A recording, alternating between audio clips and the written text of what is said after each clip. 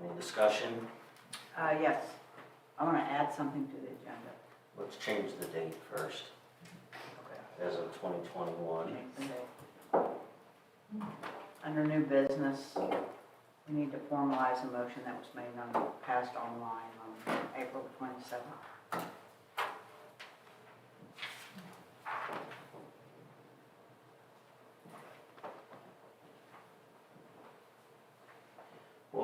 What is it? Just It was the briefly? motion for the overage on the roads budget. Roads budget. Okay, so to the agenda, under new business, the third thing is to formalize motion for the roads budget. Any questions or concerns regarding that? All in favor of the agenda signify with an aye. Aye. Aye. All opposed, motion passes.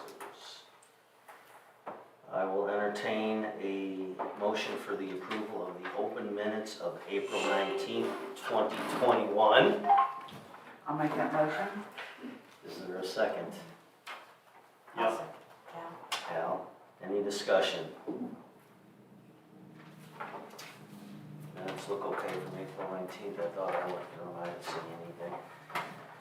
All in favor signify with an aye. Aye. Aye.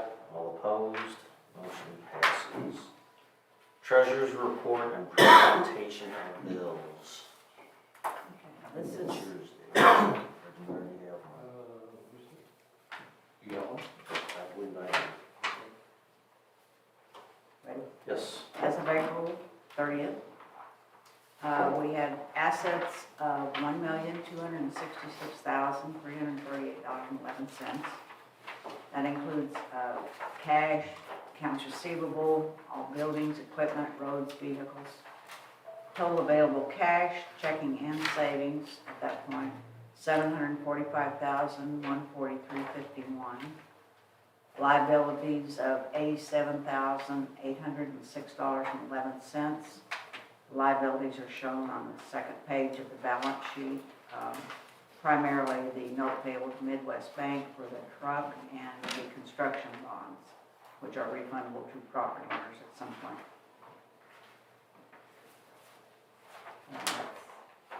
The presentation of bills.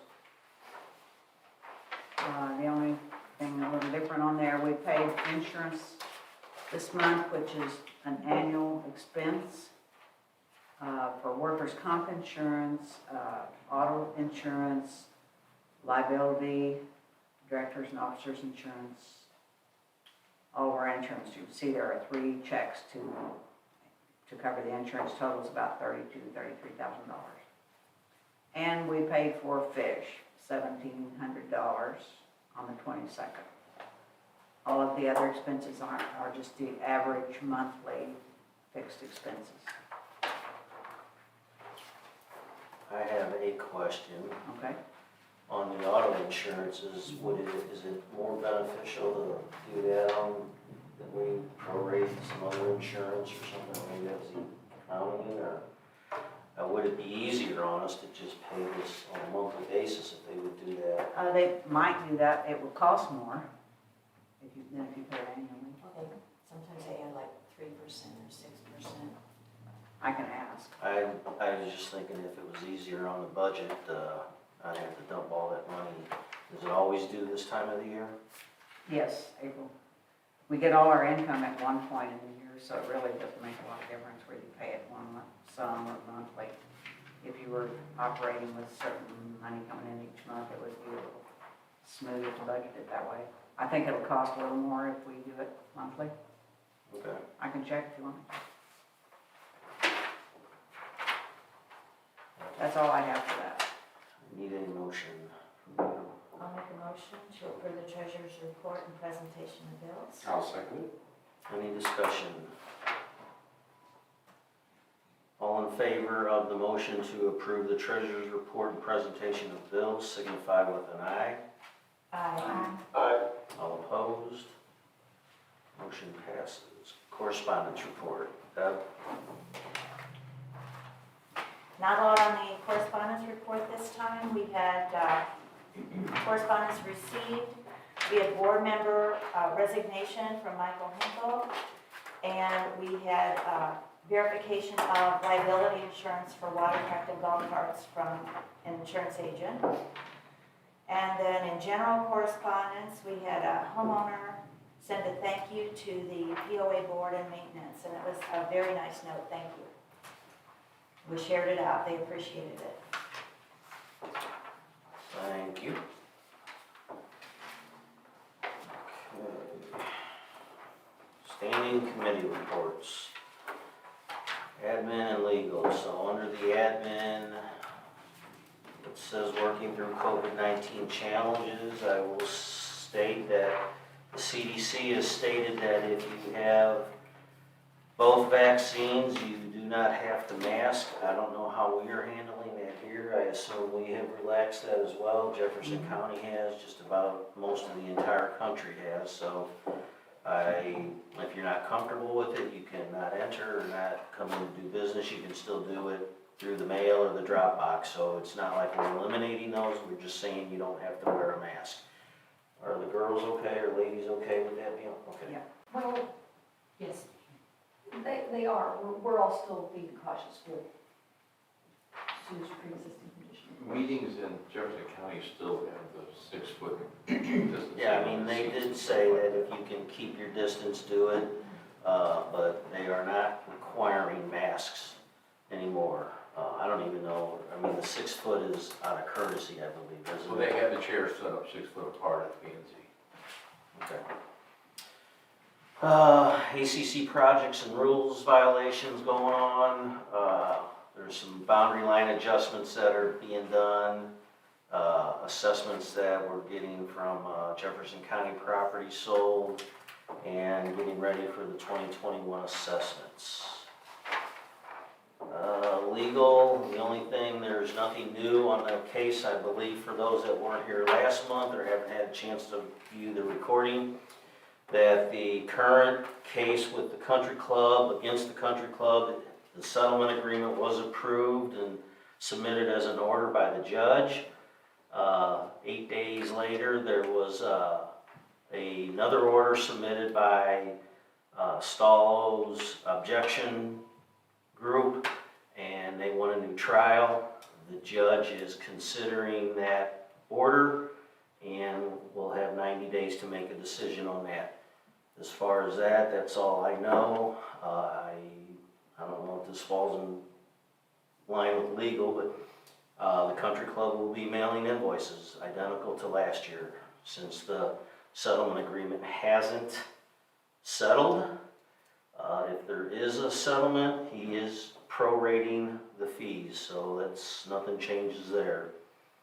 The other Stowell case against the board, the country club, the POA, and Dave Tucker is still pending. The last I heard, they were looking for dates that we all could adhere to for an in-person trial. And I believe that's Franklin County courts, but I don't know if they will come to Jefferson County or not. So that's the last I have heard on that as well. No new news. So that's it for admin and legal. Architectural control, Dave. Yes, here we are still having the, well, for the past month, past several months, we've been having all of our ACC projects voted on and reviewed via email. We are planning to begin in-person meetings sometime early next month. And we're not going to stop doing the emails because we have so many projects that if we don't continue doing it every week, we're going to get backed up and people are going to be waiting God knows how long to get their project started. We've been very efficient getting these things started every week. So it's a little hectic, but it's going to be hectic no matter how you slice it, because you can have, so many on one meeting.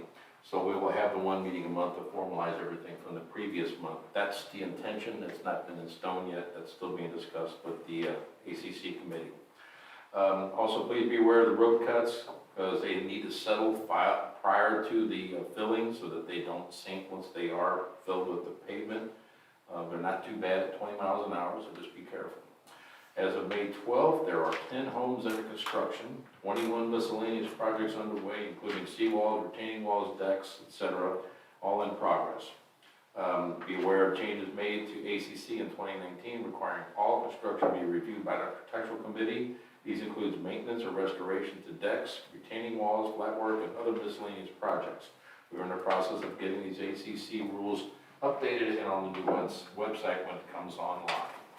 That's all I have for that. So I have a question. Yes. How quickly are those getting ready to go on? Because we're ready for them. Well, every one of them's gonna have to be looked at one at a time, because there's bond changes in them, and, you know, from the previous voting, so, I mean, there's just a lot of different things everybody's gonna look at. Now, first, Just tell her when we're on. well, we're getting on it, yeah, it's already, so, well, the thing is, there's so many of them, and each one of them's gonna have to be reviewed by everybody, because they have to be updated. Because, I mean, they don't have the same bond amount and deposit amount and what you Do we get. need to spread those out among a few people or compare? Well, they'll have to be reviewed by the ACC committee and then ACC rules committee, and then they will be sent to the board for approval, and then we can, once it's approved, then we can scan them and put them on the website. That'll be this week. Well, let's start this. What are we talking about, Okay, so like on the building policy guidelines for new residents, for instance, we did change the bonds and the deposits on that, but there's still some questions regarding seed and sod and different things like that, because I know the ACC had agreed to do just sod before, but there's different types of seeding where they use a mat, and it's not as expensive as a sod, so, but that's not been changed in that policy, one way or the other. So that has to be addressed.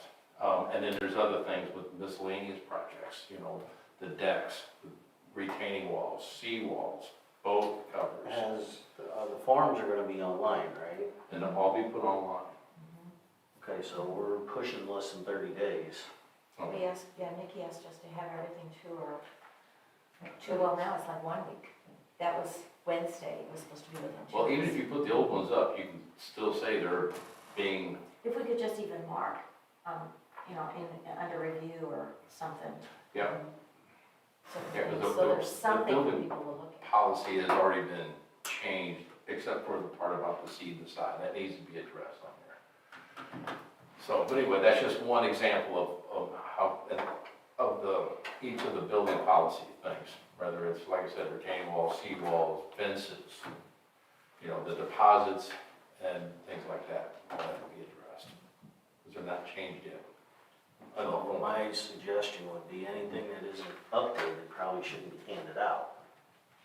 Well, I mean, if they want to have the general guidelines, but most of the stuff probably will remain the same. Otherwise, they'll have to wait till it's finished before they put it online. Now, as they get finished and completed, and the board approves it, we can put that online. I think the building policy is going to be one of the first ones we do, because it's almost done. We could probably put it on there now, but it still says seed or sod, so we have to address that. Well, if we could have it, like within by the end of May, how about by the end of May? Well, it would be impossible. It'll never happen. For one, I'm gonna be gone the week of the 24th. I'll be in Kansas City. The other thing is, I mean, there's so many of them, they all have to be looked at before they go online to make sure they're all, Okay. After tonight's meeting, the forms are all I'm doing now. That's my full focus until we're done. well, they'll have to be reviewed by ACC rules meeting. So we'll have to have, Well, we can do all that on email, which, We'll work through that. I'm just alerting you that that was something that we were anticipating putting on so that they would be available for people to be able to look. I guess we could put a placeholder like under construction or something. Yeah. because most of the stuff in each one of those policy guidelines, most of the stuff is not gonna change. And if we tell them, you know, if we put them up there and say, these are currently being reviewed and updated, so watch for changes. Because I know for sure the deposits and the bonds are not right on most of them. And we know what those are And supposed we to be. know what those are supposed to be. So, but if people have issues with different things, and I can't think of all of them off the top of my head, but there were some issues with fences, issues with retaining walls that other inspectors wanted to address. So I need to let them all look at it, so when we do get it up there, it's updated and it's got new procedures or whatever that might have to be. But of course, the board will have to vote on that, the committee does. But we can get started on that. All right. Thank you. Deb, communications. All right. A few things going on with communications. Over the past month, we sent out 16 emails and posted those things on Facebook. So a lot of information going out there, topics like the no wake initiated, no wake lifted, list of streets that we had road work scheduled to do, things like that. We had 26 new subscribers between April 11th and May 11th, so we now have 427, as of today, 427 people getting emails. The April e-newsletter was sent out April 29th to, at that time, 412 subscribers. And that particular email has the highest open rate of any that we've done. We had 71%, so that was nice. The spring printed newsletter was sent out 4/29. It looks like this. If you've got it, fold it up like this. It says, you want to read this? Find things out like fishing tournaments and all kinds of stuff going on in here. Now, the website development that we've been working on is kind of winding down, decisions being finalized, and she's done a great job of getting our things that we want to get in there. For one thing, that section that Derek helped with to get where lot owners can list their lot and other people can go in and see lots that are for sale by section and lot number. I'm excited about that. It's a simple little form that you fill out and then it dumps it into the spreadsheet. Another thing that I sent out to you all earlier today, it's something I had mentioned that I was working on. So we have our covenants, which are 10 pages that are like reading spaghetti. And so I went through the whole thing and made a 4-page guide to where to find things in the covenants. And we're going to post this on the website, not to replace reading the covenants, because of course it's fascinating reading and you never want to quit rereading those. But if you want to find out where, you know, well, what's a good one? Attorney's fees or bird sanctuary. Where does it say that? Well, it says we're a bird sanctuary in 1E, so now you know where to look. So it's like a Table of contents. table of contents, some sort of index. Right, but we won't insert it in. It'll be a separate tool because we can't change the covenants just Right. because it makes sense. So anyway, this will be going on the new website as one of the enhancements that we're making available. Okay, the other thing that I wanted to stress is that there's been social media chatter that there's no way to ask more questions, which we still have the Raintree POA board at gmail.com account. Open, I check it every single day. So questions get answered. Also, I get questions through Messenger on the Raintree POA Facebook page. And I answer those or I forward them to the appropriate board member. So those are my reports on communications for now. Any questions? I would just make a statement that for the people that are complaining that we don't respond on Nextdoor, maybe somebody can figure out a way to allow all 9 board members access to Nextdoor, and then we would respond. Until then, we will do it through the normal channels as mentioned previously. Good point. Finance, Barb. Okay. This is primarily about the new budget, which we're working on now. You've got a copy of it in your folder attached to the finance report. The new budget for 2021 to 2022. And the second thing is the current budget and where we stand on it as of right now, here today. So, look those over when you can, and if there's any questions, let me know, because this is the first draft copy of it, but it'll be finalized before the next board meeting. And, can you give me this one in a PDF? I'm sure I can find somebody who can. Okay? Thank you. We Yeah. could just scan that and send it to you. Well, yeah, I just want it as a single document. The new budget, The or old, the the current, old, okay, just okay, to be able to put it on the website so people can see it. okay. Other than the usual cost of living expenses increases, we have approved a contract to treat the lake with a company called Solitude. Our Lakes and Beaches budget will go from about $20,000 to $70,000 to cover this. This is substantially higher than we have been paying for lake treatment, but we're very hopeful that this will take care of the weed and algae problem that has really gotten out of control. Our lakes are one of our biggest assets, and protecting the integrity of the lakes directly affects the value and enjoyment of our property.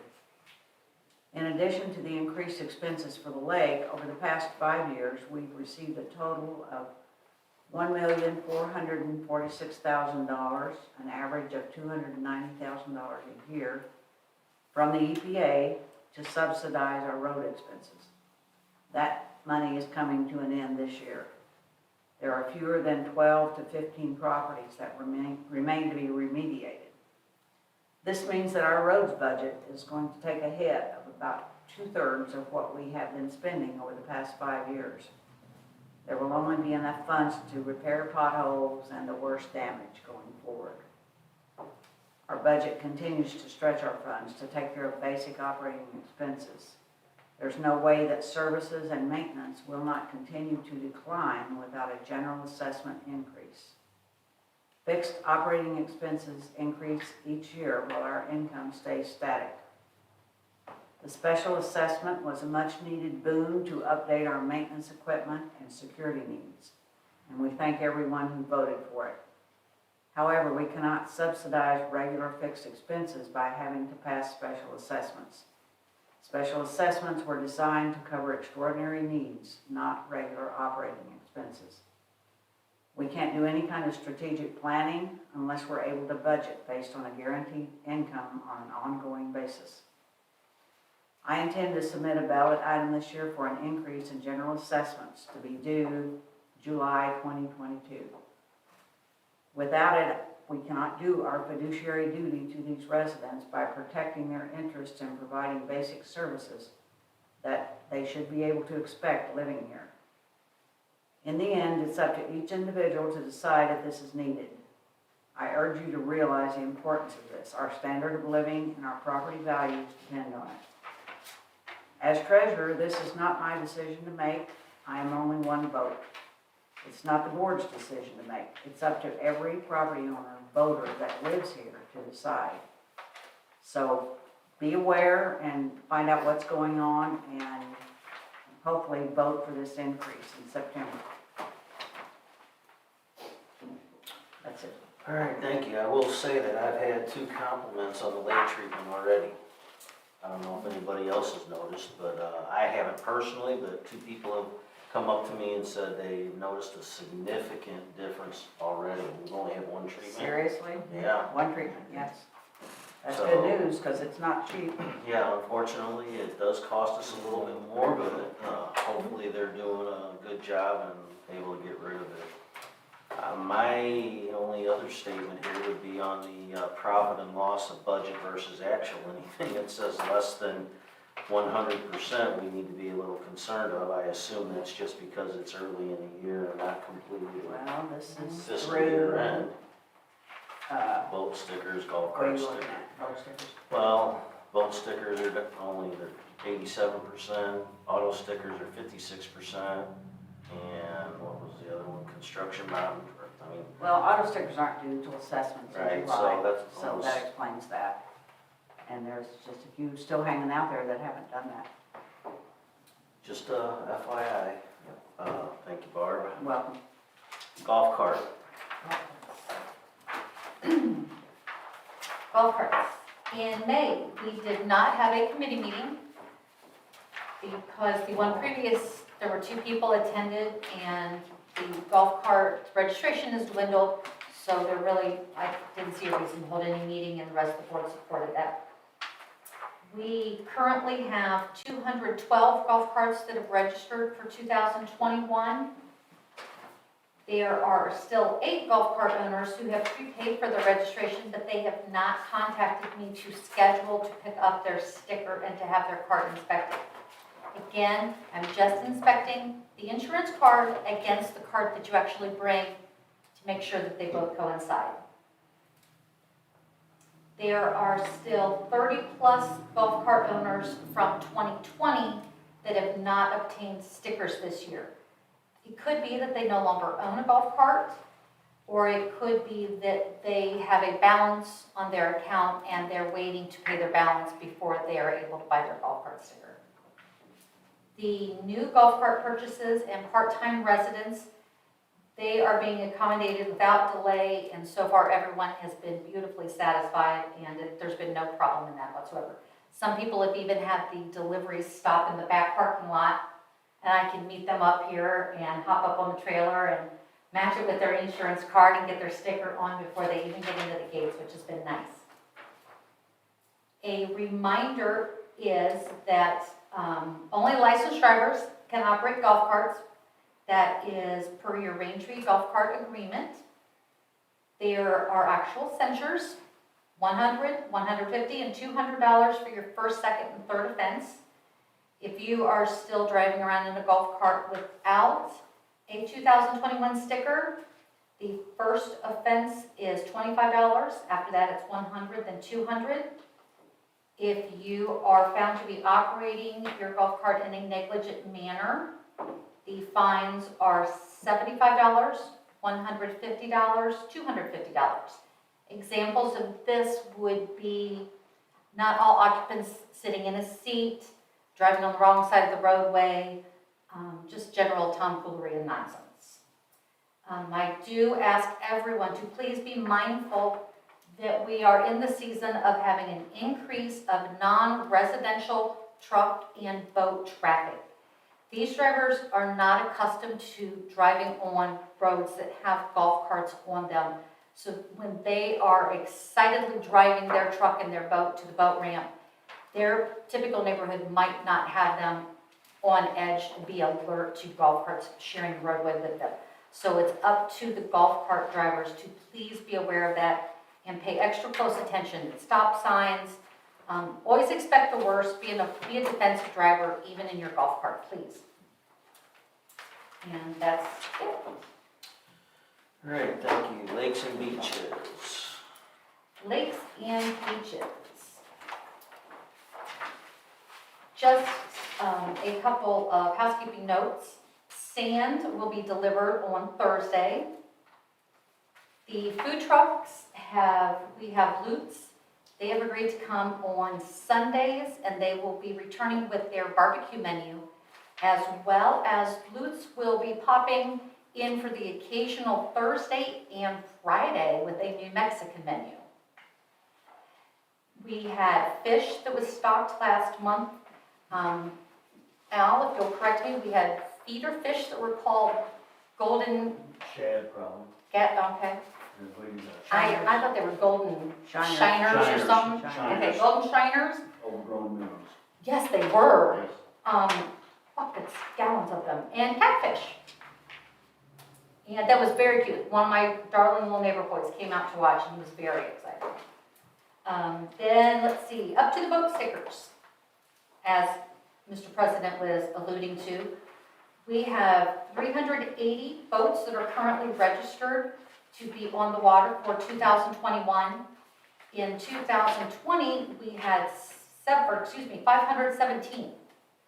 Again, the discrepancy might just be that people are waiting for their current insurance or waiting to pay their balance.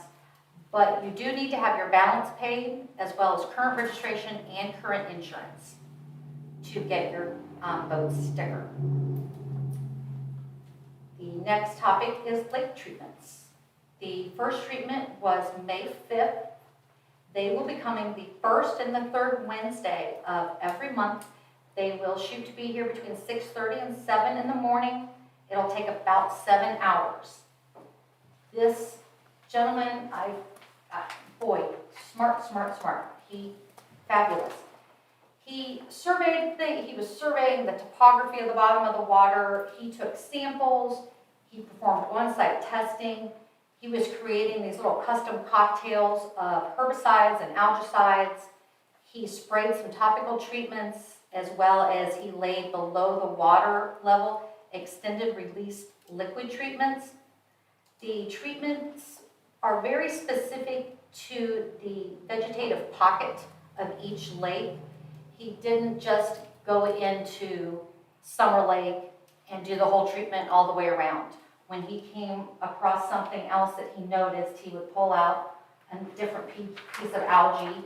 He'd look at it, he'd put it in these vials and was shaking it, and then he would mess around with his liquids and his stuff, and he would treat that pocket of it until he came across something else, and then he would create a new cocktail. He did remind me, though, that though this is not a blanket treatment, it is very specific, that they are topical herbicides and algicides, so they kill growth. They do not kill roots. So it will continue to, I guess, grow to some respect. Let's see what else. Oh, I did want to remind me that the aquatic habitat is reliant upon some of the natural bacteria, some of the chemical elements that are part of healthy water and healthy plant life and happy animal life, or healthy animal life, excuse me. He treats approximately 20 feet out from the shoreline, being that the shallow waters receive more sunlight, therefore the water temperature is higher. The deeper water is strictly for habitat, so it will not be treated. So all the fishermen like that. He did have some immediate concerns, and his immediate concern was lawn clippings in the water. The lawn clippings and the leaves, they break down into elements that serve as biological nutrients for the underwater vegetation. That is not my terminology, that's his. We must make the effort to direct our mowers and our cutting patterns so that we are blowing our lawn clippings onto our lawns until we are at a distance where you can cut and blow the other way without your lawn clippings going into the water. So we ask that everyone make your best effort to change your personal practices, discuss it with your lawn service company, and that everyone just be conscious of these lawn clippings so that we can get the most out of our lake treatment. All the property owners need to be aware that blowing your leaves into the culverts, into the creeks, the ditches, all of that eventually just runs downhill into the water. So even non-lake lot owners, I need you to be diligent about where your yard clippings are going. And I ask that everyone do their best to be part of the solution, please. The next part was, some of you might have noticed that I was sitting out the bass boat while the engineer was doing all of his work. I spent the day sitting out there. Several people contacted me to make sure that I hadn't run out of gas. Thank you, Mrs. Lucy. I met with several fishermen and homeowners, answered some questions, listened to concerns, took notes so that I could share their confidential conversations with fellow board members. And I appreciated all of you that called me while I was out there and sent me text messages. And once again, I always enjoy our open exchange of ideas and concerns. With that being said, the reason that I did that is because I would like to remind everyone that the engineer, when he's here, he is very busy and he has a time frame that he needs to work in. So I would like to avoid him being in a hostile work environment. So I would prefer that no one yell or curse or ignite any combative one-sided conversations while he's working. If you could just let him work and you could save that for me, you know you can always reach me at POA tammyponzer@gmail.com. And let's see, the engineer did say that we should begin to see decay within the week of the initial treatment.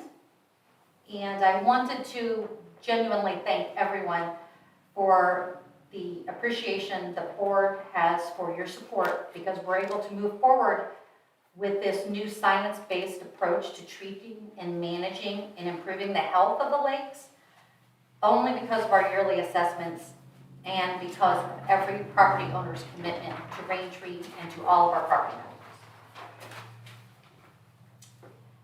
Next topic, buoy placement.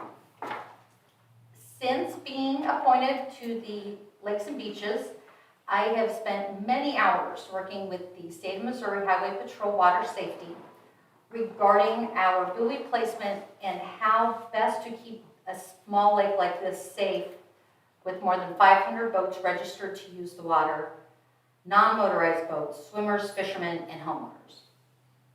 And even though we are a private lake, our covenants and our rules do make reference to abiding by state and local laws. So for the proper movement within the lake for optimum safety, that is where we corrected the buoy placement that you noticed. I think we did it twice.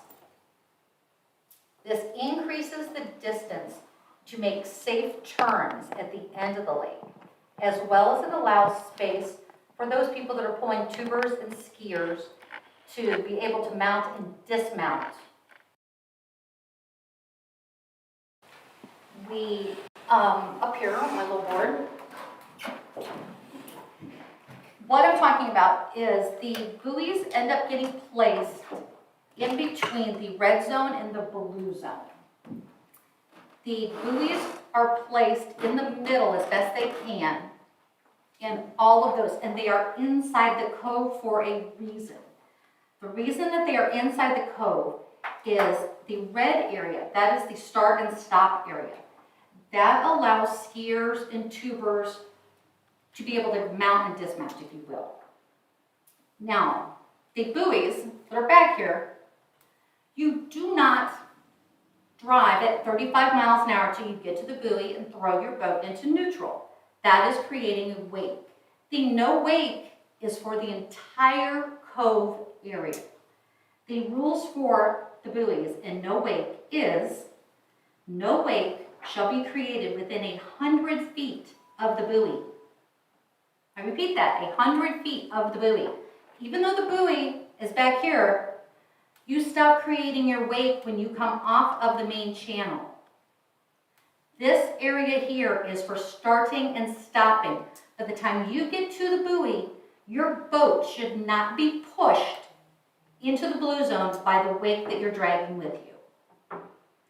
If you choose to do that, you will have then chosen to break 2 of the rules that you agreed to when you signed your boating agreement to get your sticker registered for the year. I will remind you, if you are found to have broken 2 rules within 30 days, you will lose your boat sticker for 30 days. Again, I've been speaking with the Highway Patrol almost on a daily basis. So we have the start and stop zone, we have the no wake zone, then we have the swimming and fishing zone. The swimming and fishing zone, that is where motorized boats need to give the right of way to anyone that might be, I'll say, swimming or fishing. This is where you will still have your evening cruises, your shoreline cruises, not creating a wake. You will have people returning to your boat slip, or you will have people that are fishing the shoreline. None of those 3 will be creating a wake back in the green zone. The blue zone, that is the no wake. Again, that is not, you should not be pushing into the blue zone, dragging a wake with you. The red zone, that is for starting and stopping. Again, this is not full throttle. You are still within 100 feet of this buoy. You need to use this to begin and end coming off plane for skiing or tubing, etc. Speaking of the 100 feet for no wake, there is no wake, as I said, 100 feet from all buoys. There is no wake in all of the coves, entering and exiting the coves. There's no wake 100 feet from the dam. 100 feet from the shoreline, the seawalls, or the boathouses. There's no wake 100 feet from another vessel. Sun down to sunrise. Anytime that navigational light should be in use, you should not be creating a wake.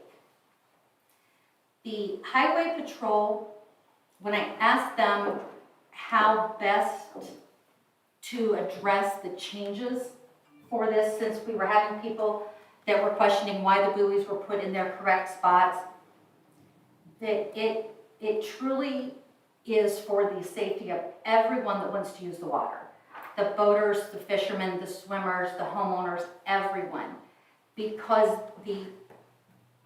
when the buoys were misplaced out in here, it causes the boats to turn out here if they have to keep 100 feet away from the buoy. When the buoys are back here in their place, it allows the boats to turn at wider spots where they can safely turn if they're dragging a tuber or a skier. I guess not dragging, there must be some.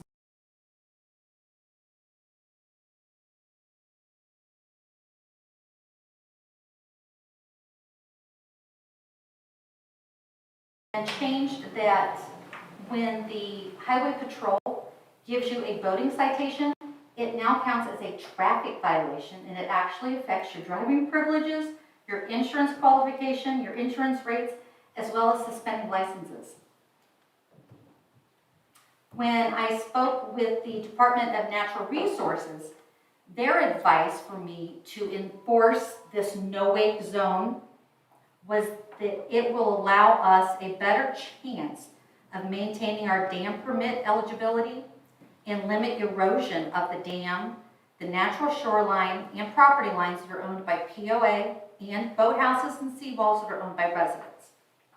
So again, all of this has a purpose. It's for safety as well as preservation of one of our major investments back here, the dam. So you need to stay 100 feet, no wake, from the dam, from the coves, and from all buoys. Let's see. Oh, as far as enforcing this, our patrol boat is inoperable. So Autumn Lake is now dependent upon the property owners taking ownership in Raintree and making the efforts to restore the rules and regulations to Autumn Lake. The first step of that is going to be for people to report information. The yellow sticker number, the MO registration number, the date and the time, the violation that you witnessed, put down the place of the violation, such as in front of my boathouse at 9810 West Vista, Saturday at 6 p.m. All of that will remain confidential. Do not get confrontational with boaters, please. Just submit an email to secureraintree@gmail.com with that information, and it will come to myself, comes to Mr. Getty, it comes to Mr. Weidman, it goes to the security committee, as well as we will all be working together amongst ourselves and with the Highway Patrol to be sending out censures. Signing your boating agreement served as your warning. You bought your sticker, you signed the boating agreement. That was your warning to follow the rules and the regulations. So the first time you choose to not follow the rules and the regulations, that will be your violation.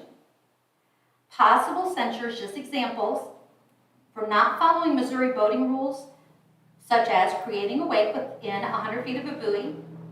The fines are $100, $150, $200, $500. Creating a wake in the coves or after sundown or during a red flag is $250, $350, $500. Not operating a vessel, in a counterclockwise pattern, such as the people that choose to do figure eights out here in the middle of the lake. That is a $50, $100, $250, and $500 fine. The Missouri state law prohibits purposefully going airborne over the wake made by another vessel. because you must remain 50 feet from another vessel. So if you're able to jump the wake of another vessel, you have then broken that Missouri law. That is $100, $200, $300, $500 fines. All vessels are prohibited from being any closer than 50 feet ever to the swim rope. All vessels are prohibited from being inside the swim buoys. Even if you're fishing, you are never permitted to be inside of the swim rope or the swim buoys. You need to be 50 feet away from the swim buoys. As a reminder, Autumn Lake is a 35-mile-an-hour speed limit. The no-wake speed is referenced as being never to exceed more than 5 miles per hour. Lake homeowners are permitted to place a private buoy 25 feet out from their seawall, their shoreline, to ensure swimmer safety. This needs to be brought in before dusk or when it's time for navigational lights to be used. If you're going to put out a lily pad or a buoy for swimming, if you're no longer swimming, you need to bring that in. You cannot mark territory and leave it out there in the lake. That'll be dangerous. Final words. Everyone can enjoy Autumn Lake. We can have fun and we can stay safe with consideration for others. Raintree is not a little lake of the Ozarks. Autumn Lake is a small neighborhood lake. And just as a reminder, May 22nd to May 28th is National Safe Boating Week. That's it. Alrighty, thanks Tammy. Thank you.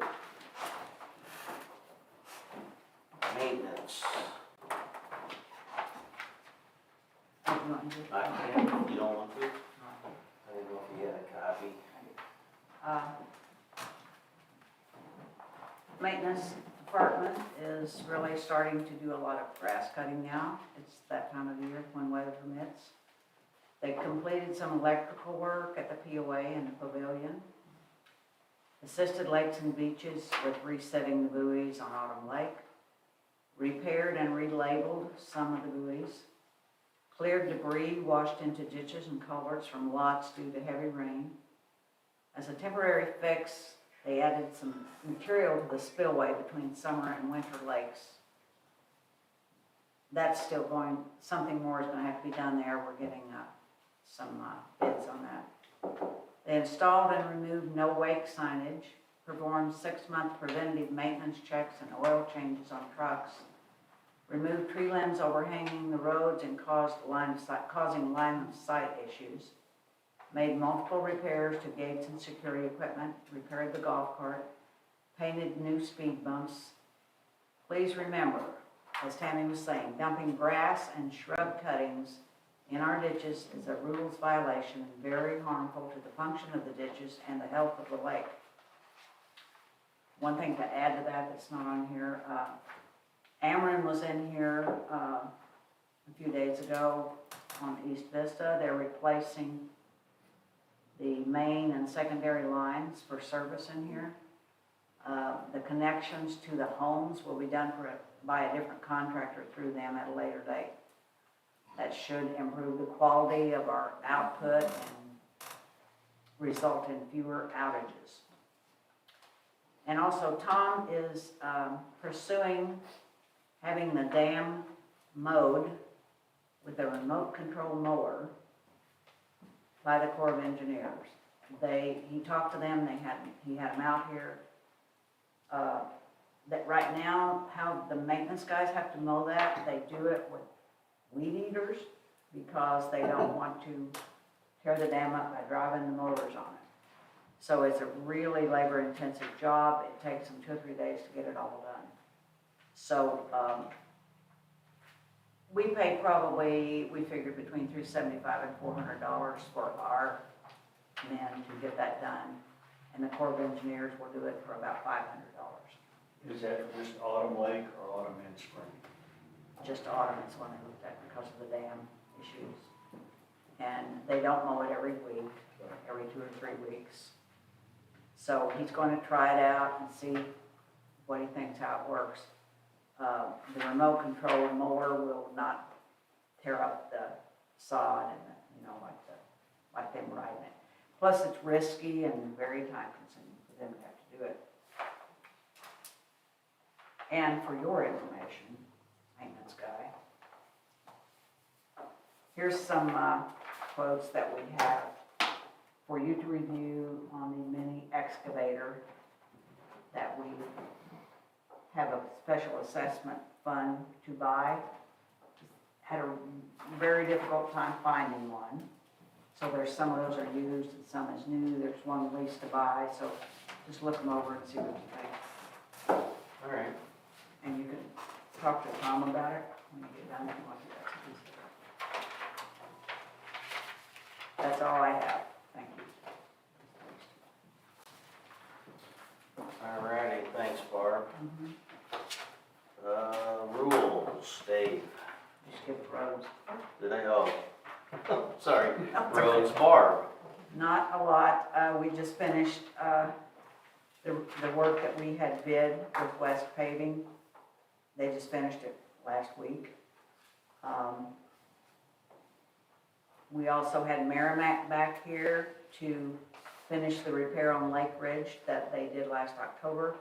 It was a really deep repair, and they expected it to settle, but they had to wait until it was through settling before they could come back. So they came back and did some more filling and fixed that. Within the next week or two, I'm going to be calling about names of several volunteers who want to help with the process of identifying and prioritizing road work that needs to be done. So we will get everybody together and go over that. So if anybody has any requests for road work that they want in this next round, which we will probably be doing by fall, they need to fill out a request up here at the office, and it'll be directed to roads, and we'll put that in for consideration. Thank you. Thank you, roads, Mr. Getty. Okay. Rules, well, Yeah, rules. Okay. And other roads inside Raintree. Please note that the speed limit is 20 miles an hour throughout the subdivision, including Plantation Drive, and there is no passing of other moving vehicles. The rules regarding some of the security things, we've had several tailgating, gate crashing, illegally parked vehicles at the beach. In order to park at the beach or the boat launch or the pavilion, your Raintree vehicle sticker must be not only updated for the year, I guess we're gonna start them in June, I guess July is when the new sticker. First of July. In any case, they have to be properly affixed to the window, to your windshield. Wait, Because if it's not, is this thing? anybody can be putting that sticker on there. So it has to be properly affixed, or it would be subject to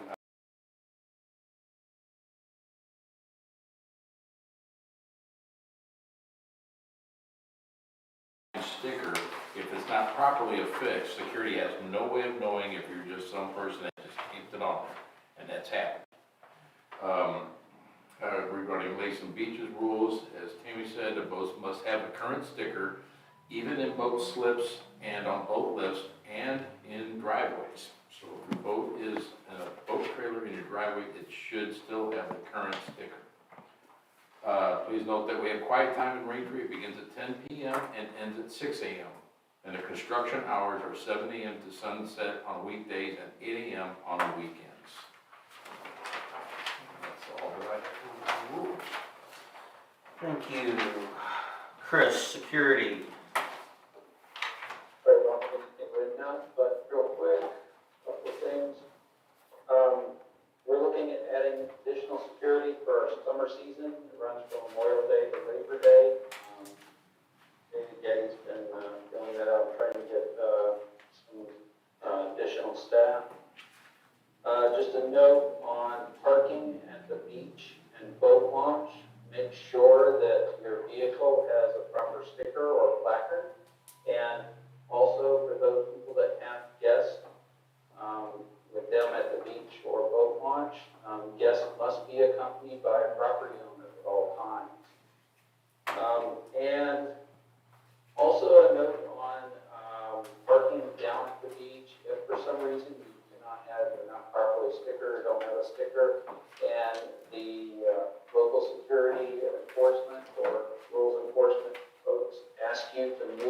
vehicle, please do so. Please comply, or it will be risk having your vehicle towed at the owner's expense.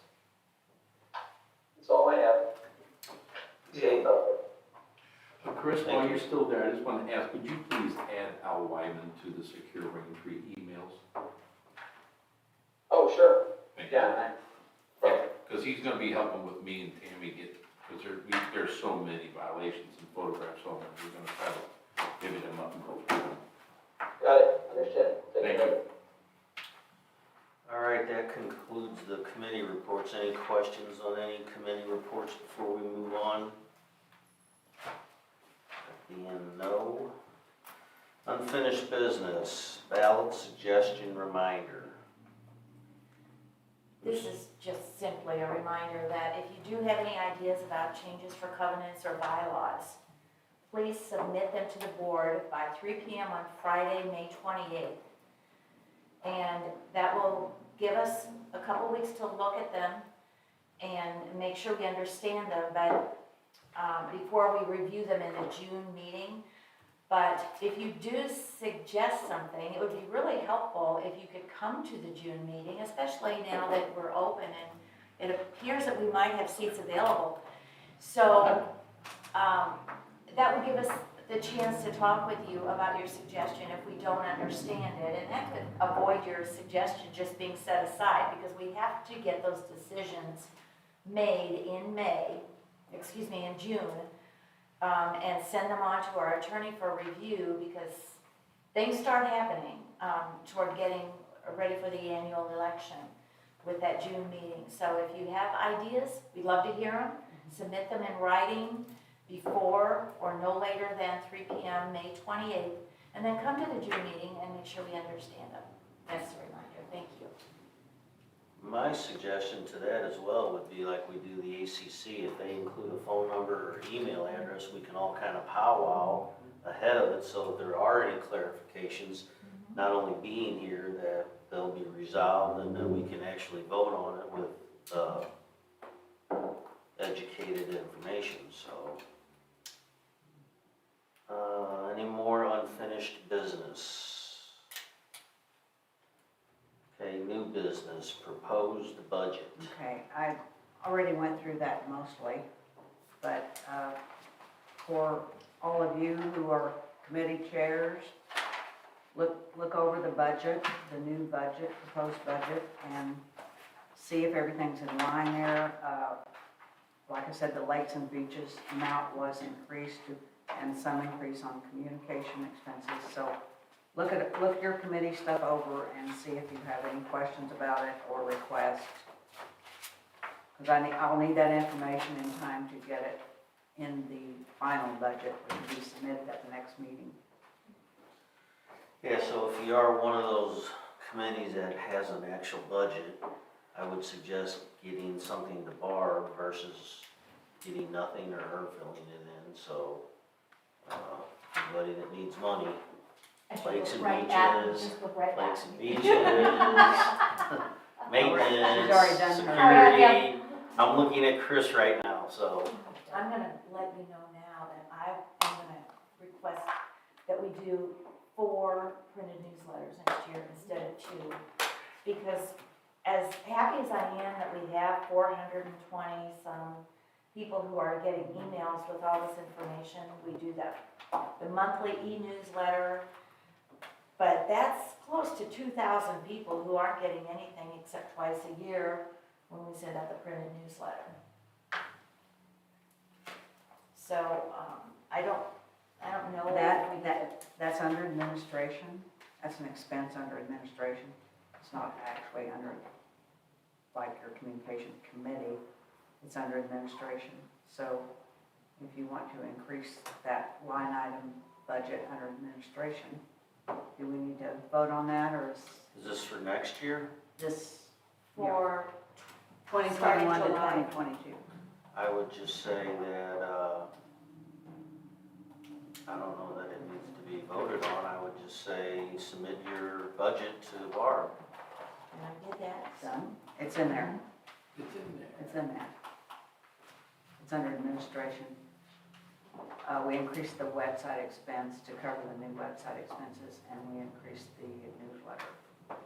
And the website expenses, just so we're clear, we don't have ongoing expenses other than we have a phase 2 coming up where we might need to buy, I don't know, I call them modules, I don't know what the proper term is, but Plugins. plugins, that's so much more technical. So that we can enhance things that our website can do for our property owners. So those are things that when Barb mentions the website budget, that we're looking at. Security. Security for Memorial Weekend, the season. Chris, do we need to make a motion to spend the money for additional security like we talked about between Memorial Day and Labor Day? Only if it's over 2,500, right? It's in the special assessment. I mean, that's money that can come out of security special assessment. Well, because what we were looking at may be about 14 to 15 grand between Okay. Memorial and Labor Day. And we probably need to vote on that. Well, and you need to get 3 proposals. So, well, we don't have anybody right now. Well, I don't think we've ever been able to get through. Well, and proposals for we that. should already have funds allotted for, budgeted for our security. And I didn't know what there was and how much, so. That was something that even when Because we did the we special we assessment. still have one person. Last year we had 2, so whatever we had spent last year would be the same amount. But we are going to be going over that. We were looking at adding additional security for this season going forward. The one person that we have now that's strictly security doesn't run through that budget because he's on the payroll. Right. So, any additional people that you're bringing in here for special occasion, that Well, would, that's what we were looking at, adding 2 people, right. So that, just the same as we had last year.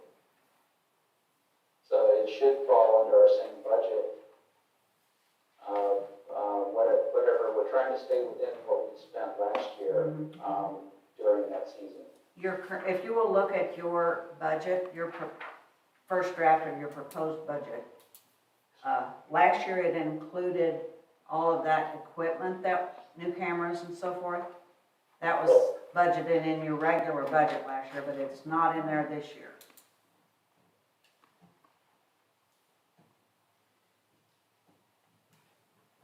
Right. So if we're gonna spend more money for extra security people, we need to look at your regular budget to see if it's gonna cover all your other security needs, because we're still having, security issues with equipment, and we're paying Dan Osolinsky, that comes out of your regular budget. Right. So if we're adding security people that are coming in here and gonna work several weekends, that might be an item that you would want to put under the special assessment security money, because we've got $50,000 sitting there available to spend on security issues. Right. Okay, so we'll just review that, Chris, you look over the proposed Right. budget, and if you've got any questions, All I call me. was pointing out is we're not looking at doing anything different than what we did last year. It just may cost us a little more, we just figure out where it comes out. Right, But, right. because we were looking at, some actual security, providers. Right. And not just, summer hires. Right, So, okay, good. But we're trying to do exactly what we did last year. We had at least two additional people to cover the summer, Okay, in addition to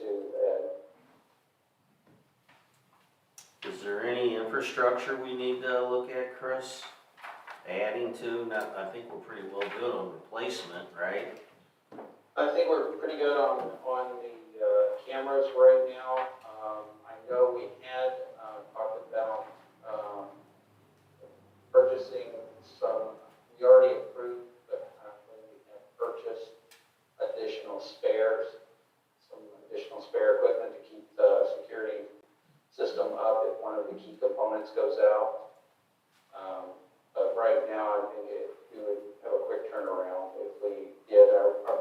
interest right now is that back gate guest system. We were without that a couple of months ago for about a week or two, because we had to get a repair, and we had to take the whole thing offline because we don't have a spare system. It's a single point failure. But that is one of the things that we are considering and looking at, and doing some of the gate system upgrades.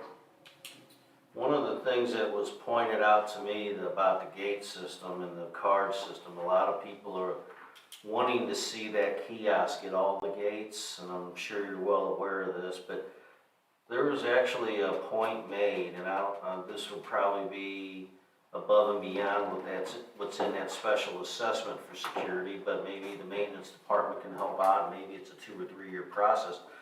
Somebody had actually mentioned about removing portions of the lower parking lot by the guard shack and making a turning lane onto Plantation in the case that the front gate would get backed up by the kiosk or somebody not being able to get in, which I think is a great idea.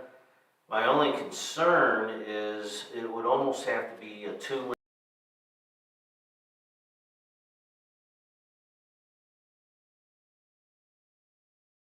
by removing the guard shack, so it'd be a tricky intersection right there if we were to put it at the front gate, but I personally maintain that a 3rd lane in that gate would prevent, that kind of backup, because then the card, holders could go through one section. Unfortunately, we don't own all that property there to do something at the front gate, I don't believe, or enough property. But it's something to consider. Maybe it's more than a 1-year project, and it takes part of the special assessment and some of the actual budget, and it maybe crosses over into some of maintenance and roads and security, and we have. I have been working on some potential changes to that front gate, and I'm not sure what the elevations look like and everything, but the POA does own that property that's right across from the parking lot also. I know it kind of goes downhill into a ravine, but there might be some room there to widen in that area. Maybe have to take out the center median to add in an additional buffer turning lane or something down the center. But yeah, I have been taking a look at that. I don't have anything, a hard proposal yet, but you're right, it would probably take possibly a 2 or 3 year project in a couple of phases to straighten that out and to be able to add a different type of gate system that would allow us to have that guest entry at that gate also. Because the last thing we want to do is back up all the way to B. Right. Alrighty, thank you for your information. So we need to formalize a motion about the roads budget. Oh, yes. We passed this online on April the 27th, so I would like to formally make a motion to approve an overage on the roads budget of $57,000 due to adding road repairs that were deleted from last year's budget. I'll second Any discussion? All in favor signify with an aye. Aye. All opposed, motion passes. Bring something up in the Meeting's over. Bring something up on our mind. Mind your own business? Yeah. This is a reminder. Mr. Getty. Speed bumps. Oh, yeah. We should discuss speed bumps. Is that what you wanted to bring up? Yeah. Oh, okay, you kind of sidetracked it. Well, I don't want to make it an actual motion yet, but All right, we let's should discuss it. we should get some more temporary ones. There's several streets that really need them very bad. Richmond, Gettysburg, Confederate, Peachtree, Lake Hill Drive. I saw 2-3 cars come flying. I must have been doing 60 miles an hour coming around that corner, right in front of my house. And just so happened, my wife had saw them come through the gate, so I'm reviewing the gate Okay. to see who they were, because they had to use the gate, and they will be getting a censure. And I think they tailgated, she saw them tailgating, so there might be 2 censures coming out, tailgating and excessive driving. But Lake Hill Drive on the, not the lake side, but on the other side, it's a straight shot, the one they just paved. It's a straight shot. Is there a lot of traffic there? A lot, well, the scenic route is going around the lake and it's windy, so they don't go so fast. If you wanna get around quick, you go to the other side, it's a straight shot and they're flying down there, 40 miles an hour every time. And there are little kids down there, because I know Why do they have to be portable speed bumps? well, I guess they don't have to. The only reason I thought the portable ones is because when I talk to maintenance, they like to move them prior to winter. You know, just take them up. It depends on where it is. If it's on a hill or something, they need to move them, but if it's So not, they people don't don't. speed in the winter? You knew that was coming. Well, and that's part of You it. had to but they know that can't- was coming. But they can't plow very well in the winter, I get so.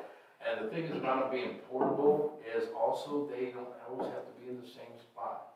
So they can be shifted around, so when you get comfortable avoiding the speed bumps at this place and speeding in between them, maybe we can pop it up, move it in a different location, and people have to slow down because they won't be expecting it there.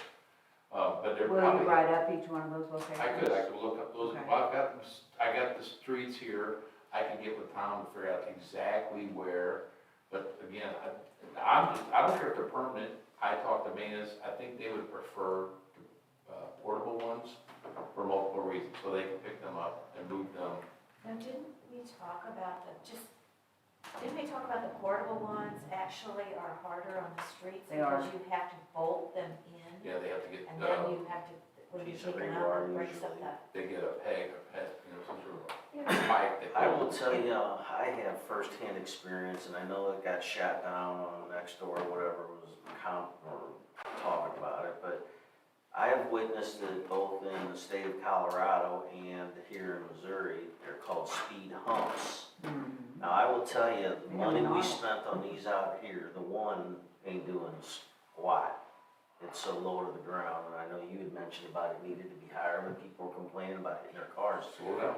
A lot of the people, no, it's not doing anything. Well, I bet the low one isn't, but I mean, yeah, the higher ones. So these speed humps, they're more like 6 or 10 feet wide, and I know people said, well, they're noisy and loud, but I mean, you know, we're out here to protect people. How are they noisy loud? I don't know, I guess Drive driving 20 on. miles an hour. Yeah. And I've been through them, and like I said, I was out in Colorado in September, and they had them all over the place, especially in front of schools, and there's usually about anywhere from, I'd say 3 to 8 of these things, and like I said, they're 6 to 10 feet wide all the way across, and they're not big humps, so you can drive over them.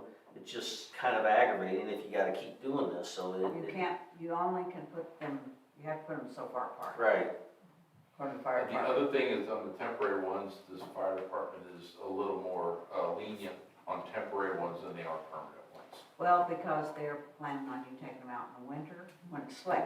And if it's on a hill, that's valid, but if it's level, it's not. Because I go at the bottom of Old Hickory, there's one at the bottom there, and they take it out in the winter and they put it back in the summer. Okay. And that's just one example. Well, that's one thing we talked about doing on Plantation, because it is on a hill. And the fire department and the maintenance didn't really want them on there because of the winter. So if we put him there, we'd have to take them out, but it's concrete. It So can't we be can't temporary. put those temporary ones there because it'll tear the concrete. right. Well, what is the fire department, what's their concern? Same thing. Fire truck's coming in here and it's going uphill and it's got to slow down to go to the speed bump, then it can't get going again if it's slick in the winter, if there's snow or ice there. We're talking about a 20-ton vehicle, Going uphill. just checking. Yes, Steve kind of questioned that too. They do the speed humps all over in the city and the fire trucks, I've no problem. Yeah, I think they Arnold's work. got 'em. Do Arnold's they? got 'em. I haven't seen them in Arnold, but I've seen them in, Our I think previous out on neighbor- Olive Street Road, Go a lot of ahead, them, you know where Ditto Ridge is? yeah. Richardson, across. I mean, I swear by them, they're not as aggravating, and they do the job. I don't know what they cost, if they're more than just putting a regular speed bump in, but they, It's just a little more material. yeah, and sometimes they put like, yellow lines, and they might, I think the ones I went over, like out in Colorado, they might have had like, These have diagonal lines, the ones in yeah, our, they had like, it was almost like a sand finish to it, so it like, you actually felt it when you went over it, so And it's reflected with that you too. didn't take out a kid at the schoolyard or something. Yeah, they have them at the sports complex my grandkids play at in St. Peter's. There's like 3 humps and they're spaced. They're about Yes, like one of 20 these feet apart. tables. They're like maybe 15, 20 feet apart. You're right, they're about 6 feet wide. Mhm. And they're no higher than this hump out. Yeah, they're not where it's like this, a speed bump, it's No. more like something like that where you it gotta actually cross keeps over your it. car from dragging because it's wide enough that you're not going like this, you're going like this. Yeah, it's a gradual up and a gradual down, so they're not that detrimental, but it does seem to work. Worth Well, asking about. anything that we can address, because the speeding thing is getting really bad, the office gets called every day, multiple times. Write up those locations, the address, so we can look at them and see what kind I don't of, have particular addresses, but I have approximate locations on the streets. that'll work. Al, if you can get some information from out there by that school and, or, you know, Arnold We can take or some photos wherever, of it, maybe too. we can get some input from somebody. Yeah, make a point to get up there and Oh, take some Westwood photos will. of it, get some measurements. Westwood, no. Well, the one I went around the other day, that was Saturday at 7:10. I haven't reviewed the camera, but I will, and then whoever clocked in will review the camera, and we will use that as our evidence. And if they did tailgate, they'll be getting 2 sections. Any, Well, we have new speed bumps on Easy Street, did anybody notice that? Haven't been that way on Easy Street, but I'll have to do that. See if I can do 50 miles an hour, see if I can get there. Yeah, go ahead, Brett. I did because I was up here one day and met one of the contractors to go look at one of the dams or spillways, and I forgot my gate card, so it can be done, people, you can go to the guest gate and let yourself in. The guest gate comes in very darn handy, If you have your phone, and I went around to the Easy Street and I was like, oh, look, that's a nice new speed bump. They have a lot of speeding on there, so. Yes, and it's you gonna don't get have your worse. phone and you don't have your card, you become a renegade like everybody else. Well, you can call me. Just can't talk to you. Well, call any of us. You can, on the speakerphone, you can, you yell, hey, who is it? Because I've had people call me, and I'm like, I don't know you, go away. Dave's not here. Yeah, Is there any other new business? We supposed to make a motion on the newsletter? No, No. that's part of I'm sorry, never mind. well, I don't mean to cut you short, but I want to get to the gallery for all the questions that may come. Yeah, we're fine. So I will entertain a motion for our adjournment. I will second. I will make the motion. He will Okay, second. then I'll second. Any discussion?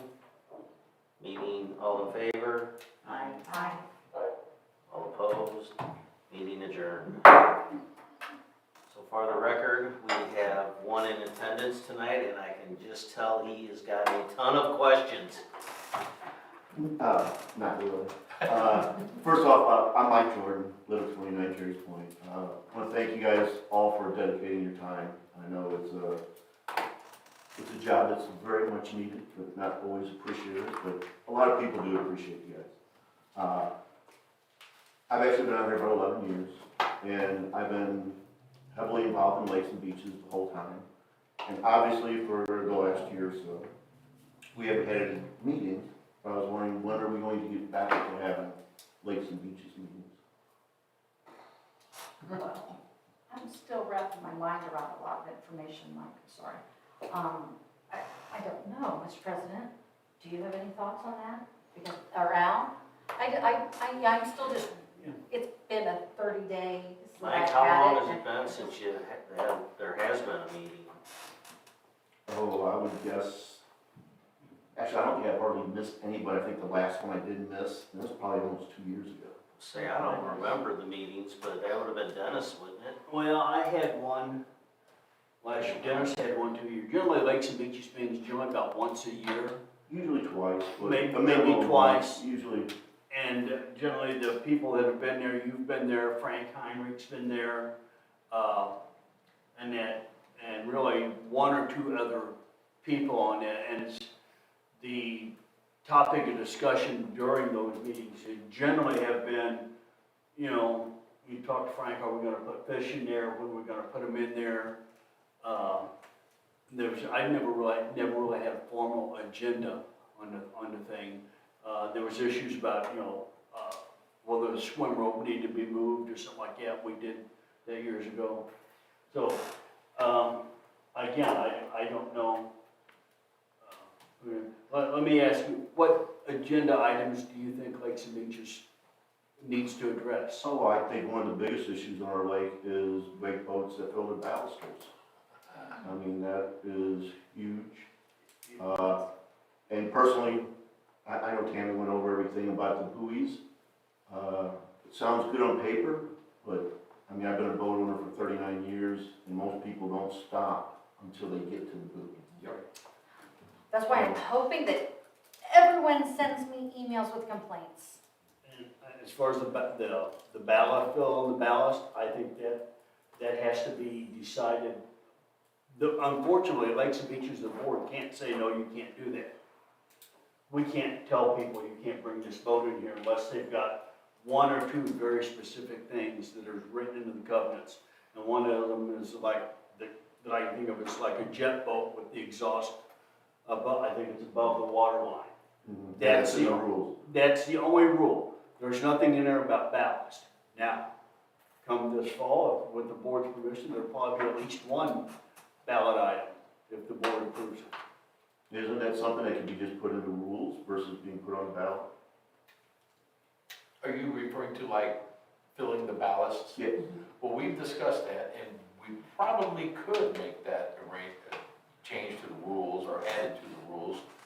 It's the enforcing them that's gonna be difficult. Yeah, how can you determine when it's full and when it's not? Well, I know it's a difficult matter, but they're gonna have a drain on theirs that, you should be able to see, they're putting 500 gallons of water in there. I mean, they're not gonna dispense that water right away. So if they get seen, but somebody's gonna have to manually go up to them. Yeah, agreed, Michael, agreed. Somebody's going to actually catch them, either putting the water in the boat or letting the water out. In my mind, that's the only way that we can censure somebody for, putting water, filling the ballast. And the one thing is making the fine steep enough that if you fill your ballast, you cannot bring your boat onto the lake for the rest of the year. I know a lot of the other lakes have rules against it, and Just the about more all lakes of that them. are not allowed makes us more of a target for that. That's exactly what they called here specifically because no other lake will allow it. Well, somebody ought to reach out to one of those other lakes, because at some point in time, they had those boats, and now they don't, so see how they went about it. I've spoken to all of them, and they just did it. Made rules against it. Yeah. Filling the ballast. They just made rules against it. That if We could do you have to have your ballast disconnected, and if you get caught, they are fines up over thousands of dollars, and you lose your boating privileges for the rest of the year. How do you monitor that? You can't get on the boat and check it. It does not take it is visually very clear when they have the ballast filled. And it could be Then there added is to no the- doubt in your mind that the back half of the boat is underwater. And it could be added to the document that they sign. They will not And fill the ballast. They And have, they get their boat sticker. they have, They ex- get the- yes. So we're they not have ex- saying what kind of boat they can have, they just can't have Can't They ballast. can't filled. have their Can't have ballast filled, filled. and they prohibit the wake wedges, they prohibit the wake, what are the flat things in the back that they call it, wake platforms? Those you can visually see on a boat quite clearly, and they require that their ballast tubes be disconnected so they cannot be filled. And we are the only subdivision with lakes that According to the allow State Highway Patrol, between the Mississippi River and Lake of the Ozarks, we're it. And they asked me, just today, they asked me, how many boats do you have on that pond of yours? And I said, last year, almost 520, and he said, well, there's a problem. So why don't we make a rule against it? The State Highway Patrol's ready to We're lose their probably mind. going to at least discuss it when we have when we start having those meetings with. Yeah, when could that be enforceable? I mean, at this point, I guess those folks who haven't gotten their sticker yet could be subject to that issue. but- Well, I'm thinking about this through my head. If you're not outlawing the boat itself, you can outlaw amendments to the boat, like this Right. shelf or whatever it's On the called. rules. Rules are just there to clarify. I don't think you can outlaw a wakeboard boat without grandfathering the boat, but if you're not going after the boat, just what causes the greater wake, then maybe That's, we can go that route. that's a good way around It it. would be within the rules if we decided to change the speed limit from 35 to 36. So Correct. we're just changing a behavior of the boat on the water. We're not changing the boat, we're changing the behavior of the boat on the water. That's where I believe it falls within rules. I don't see why it wouldn't, because you enforce a speed limit on the boat. You're not saying you can't have a boat that goes 50 miles an hour, you're just saying you can't go 50 miles an hour. And I've spoken to the highway patrol about how censures work, and I've spoken with neighboring lakes, how censures work for them as far as documentation. And quite honestly, from the highway patrol to all of our neighboring lakes, it's a moot point. If a violation is seen by a property owner and reported to the board sends out the censure, there's no burden that all of this has to be like a radar gun and all this. Quite honestly, people are held accountable. And that's where I'm going with this, is that highway patrol said, you can't keep moving the buoys further and further into the lake to justify people not making a wake in the cove. You need to put the buoys where they belong and enforce the rules that you have. You can't change the rules to allow people to break them. You have to enforce the rules you have. And that is the way to change behavior. And he said that he is certain I will be as unpopular as he is along the highway. But unfortunately, someone has to enforce the rules for the safety and the betterment of the entire community. And DNR said the same thing. They said, if you don't get on it, we will get on it when you cause erosion to that dam and we make the whole wake no lake. They will enforce it. That's pointed out Yes. in a ballot. Yes, Proposal. if we don't enforce it, we are years away, and I mean less than 5 years away from the DNR coming back in and closing the vista and make it, I have the letter in there. Closing the road. The making it whole no way, all of Autumn Lake was gonna be no wait, what, 7 years ago? Well, was it, Six. we had that rock down 3 years ago? Yeah. 3 years ago? If we did not get that fixed, the letter from DNR is the entire Autumn Lake will be no wait and they will close traffic on the dam. We That were- was that serious. We were in year 8 of a 10-year warning period with DNR when we had that done. So when the DNR is telling me that I need to not worry and I need to start censuring people that are not respecting the no wait, they are for real. I applied for a safety permit that allows us to use that water, and if we don't pass, they will take the water away from us. Just, anybody know out of curiosity how many wake boats we have in here? I've looked at the titles, I cannot tell by looking at the titles. Okay, you can look at the engine size, because apparently they have really big engines, but It's an Some- educated some guess, other- I would say. They all have inboard motors, Mhm. and that's what a lot of the neighboring communities, they prohibit any inboard motor. And that took away the possibility of jet skis and of wake boats right away. But so that'd be a code change. for that us. let cats out of the bag for us because of the way the covenant's written. But that's the one indicator. But there are lots of boats that have inboard motors that are not wake boats, and they don't have wake wedges on them, and they don't have wake platforms added to them. Have a rules meeting and talk to your rules committee and come up with the writing, compose a rule to not allow people to fill them. We've been working on it. Yeah, The we really rules- have. It's been a lot of research with the highway patrol and all sorts. I mean, I've spoken to lakes in Minnesota. This entire state of Minnesota is trying to stoplight votes. Because of the damage to their Dang. dams. I know. Sounds serious. I am, Land of 10,000 lakes. I am so popular. Derek, you got any, thanks? No, nobody?